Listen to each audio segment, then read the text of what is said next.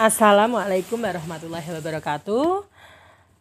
Salam dan bahagia. Pada kesempatan kali ini saya ingin memaparkan tentang ide pokok dan kalimat penunjang dan keterkaitan antara paragraf dalam penulisan esai.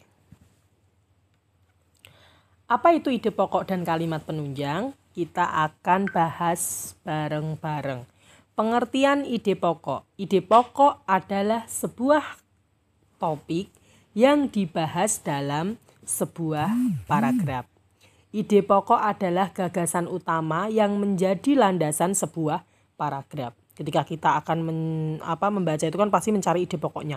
Ide pokoknya apa sih sebenarnya dalam wacana tersebut? Lah itu namanya ide pokok. Kita masuk ke fungsi ide pokok. Fungsi ide pokok itu apa? Yang pertama adalah ide pokok berfungsi sebagai penjelas dari inti cerita yang tujuannya untuk membuat pembaca paham kemana arah cerita tersebut dan untuk memahami isi cerita. Itu fungsi ide pokok. Kalau kita udah tahu pokoknya, nanti tujuan cerita dan pembaca itu dia paham. Oh, maksudnya itu seperti ini, seperti ini, seperti ini. Itu fungsi ide pokok. Lalu masuk ke ciri-ciri ide pokok. Apa sih ciri-ciri ide pokok? Yang pertama, menjadi inti dari suatu paragraf atau sebagai pusat pembahasan. Itu ciri-ciri ide pokok. Yang kemudian yaitu mempunyai kalimat pengembang atau kalimat pendukung. Jadi ketika kita membuat sebuah kalimat, tentu saja kita harus mengembangkan kalimat tersebut. Harus juga ada kalimat pendukungnya. Yang ketiga adalah ide utama dapat berupa alasan yang menguatkan atau berupa penjelasan. Jadi harus ide utamanya itu yang harus ada penguatan atau berupa penjelasan. Yang keempat adalah berada di kalimat utama. Biasanya kalau ide pokok itu berada di kalimat utama rata-rata loh ya. Tapi ada juga kadang-kadang ya tidak di utama tapi di tengah. Tapi paling banyak itu berada di kalimat utama. Bagaimana sih cara menentukan ide pokok? Ya, yang pertama kita memisahkan kalimat utama dengan kalimat khusus dulu terlebih dahulu. Kita pisahkan kalimat yang utama itu yang mana, kalimat yang khusus itu yang mana. Yang kedua, membaca dengan saksama. Membaca dengan saksama itu membaca dengan bersama gitu loh, bareng gitu loh. Lalu yang ketiga adalah memahami isi bacaan. Nah, kita harus juga memahami isi bacaan tersebut. Isinya apa, yang membahasnya tentang apa, kita juga harus memahami isi bacaan. Itu penting ketika kita membaca.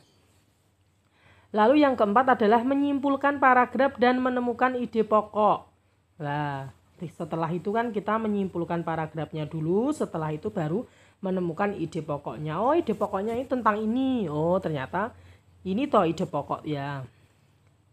Oke, kita lanjut ke letak ide pokok. Nah, letak ide pokok itu ternyata ada beberapa, ada 3. Yang pertama adalah deduktif. Deduktif itu apa? Kalimat utama yang berada di awal paragraf. Ya kan? Nggak perlu kita terangkan, insya Allah udah paham lah ini pelajaran SD atau SMP itu sudah ada. Induktif adalah kalimat utama yang berada di akhir paragraf. Jadi kita tergantung ide pokoknya pakai gaya apa.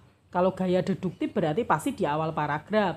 Tapi kalau pakai gayanya induktif pasti dia di akhir paragraf. Yang ketiga adalah campuran, yaitu apa? Kalimat utama berada di awal dan di akhir paragraf, di mana kalimat utama yang di akhir merupakan penjelasan dari kalimat utama yang ada. Seperti itu. Jadi tergantung versinya. Kamu mau milih yang deduktif, induktif, atau campuran. Kemudian kita masuk ke pengertian kalimat penunjang. Apa sih kalimat penunjang itu? Kalimat penunjang adalah kalimat yang digunakan oleh penulis untuk memperkuat kalimat utama dan memperkuat kalimat utama. untuk memperkuat kalimat utama dan untuk memperkuat kalimat seterusnya yang dimaksud itu seperti itu.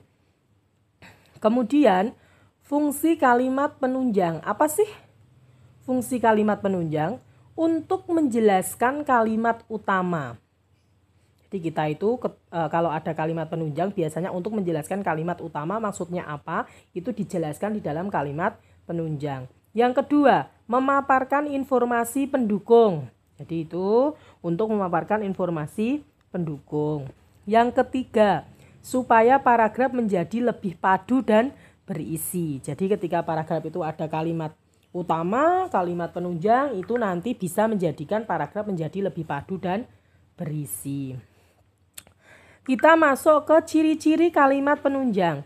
Apa sih ciri-ciri kalimat penunjang? Bersifat otonom. Yang kedua, menjelaskan atau mendeskripsikan topik. Yang ketiga, membutuhkan kata penghubung untuk mewujudkan koherensi. Yang keempat, memiliki kaitan dengan kalimat sebelumnya. Yang selanjutnya, terdapat kata hubung atau konjungsi antar kalimat. Tidak bisa berdiri sendiri, yang namanya penunjang mosok bisa berdiri sendiri ya kan. Lalu berupa data, fakta, contoh, opini dan sebagainya. Itu kalimat penunjang. Lalu masuk keterkaitan antar paragraf. Apa sih yang dimaksud dengan keterkaitan antar paragraf? Yang pertama maksudnya keterkaitan itu adalah antar paragraf, yaitu keterpaduan antara dua paragraf yang dihubungkan dengan kata hubung. Ya, kata hubung itu yaitu konjungsi. Itu keterkaitan antar paragraf. Jadi ketika kita membuat sebuah paragraf, tentu saja kalimat itu tentu saja kita harus ada keterkaitan antara paragraf yang satu dengan paragraf yang lainnya. Apa sih ciri-ciri keterkaitan antar paragraf? Yang pertama, maknanya saling berhubungan. Jadi maknanya memang harus saling berhubungan. Penjelasannya dapat dipahami pembaca dengan baik. Jadi ketika kita itu harus bisa memahami dengan baik. Perbandingan antar paragraf itu jelas. Jadi itu harus antara paragraf satu dengan yang lainnya itu harus jelas. Tidak boleh tidak jelas. Itu ciri-ciri keterkaitan antar paragraf. Sekarang kita masuk ke fungsi kata hubung. Kata hubung atau konjungsi adalah kata yang menghubungkan dua paragraf. Fungsinya yaitu yang pertama, menghubungkan makna yang disampaikan. Ya kan? Yang kedua, menghubungkan dua paragraf. Ya namanya juga kata hubungi tentu saja akan menghubungkan antara dua paragraf. Mempermudah pembaca memahami pesan tiap paragraf. Membentuk alur cerita yang saling tersambung. Yang kelima, memberikan petunjuk dari sisi mana pembaca memahami cerita agar terurut itu runtut atau sesuai. Seperti itu. Itu fungsi kata hubung. Kata hubung itu ibaratnya itu ya kayak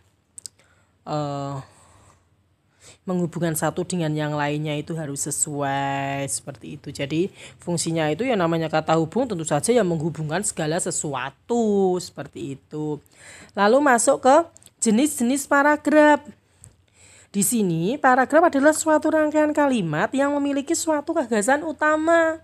Jenis paragraf itu ada narasi, ada persuasif, ada argumentatif, ada eksposisi, ada deskripsi. Yuk kita akan jelaskan bareng-bareng, meskipun ini sebenarnya di SD, SMP, SMA sudah ada, tetapi kita ulas kembali, barangkali lupa atau apa ya. Narasi adalah paragraf yang menceritakan suatu hal secara kronologis. Jadi harus kronologis, harus jelas dari awal sampai akhir. Masuk kedua adalah persuasif, paragraf yang berisi pendapat penulis yang dapat mempengaruhi pembaca yang isinya ajakan.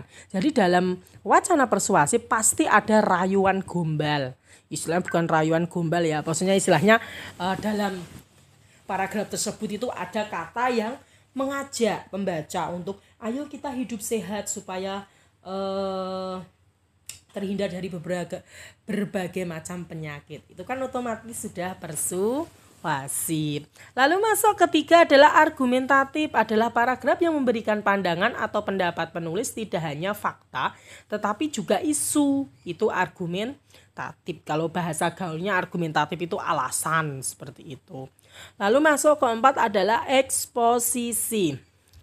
Eksposisi adalah paragraf yang isinya berupa penjelasan untuk memaparkan fakta-fakta. Jadi harus ada faktanya, nyata, tidak boleh membuat segala sesuatu tanpa fakta. Berarti kalau nggak fakta berarti nanti endingnya itu adalah gosip, seperti itu ya. Masuk ke deskripsi. Deskripsi adalah paragraf yang mendeskripsikan suatu objek secara jelas dan nyata, seolah pembaca ikut merasakan. Jadi seolah-olah itu ikut merasakan gitu loh dalam paragraf tersebut. Itu jenis-jenis paragraf ya, bisa dipahamilah mudah, itu 1 sampai 5 itu sudah pernah dipaparkan di mana-mana. Itu selalu narasi, persuasi, argumentasi, eksposisi, deskriptif, deskripsi dan lain sebagainya. Oke, itu yang bisa Bu Okta sampaikan tentang ide pokok dan kalimat penunjang dan keterkaitan antar paragraf dalam membuat esai. Mudah-mudahan bisa bermanfaat. Kurang lebihnya saya mohon maaf. Wassalamualaikum warahmatullahi wabarakatuh. Salam dan bahagia.